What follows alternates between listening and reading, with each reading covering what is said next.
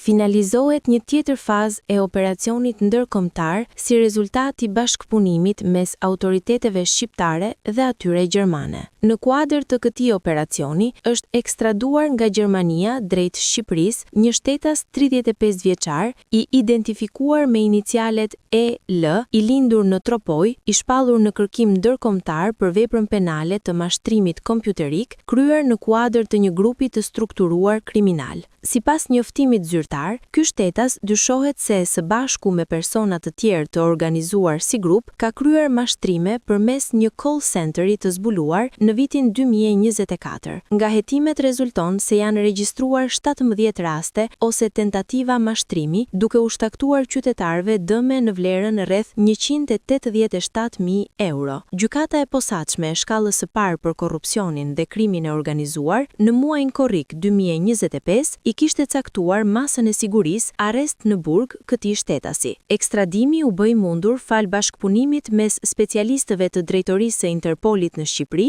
dhe homologëve të Interpol Wiesbaden në Gjermani, duke nolin procedurat ligjore për sjelljen e tij në vend. Autoritetet vijojnë hetimet për identifikimin dhe kapjen e personave të tjerë të përfshirë në këtë aktivitet kriminal.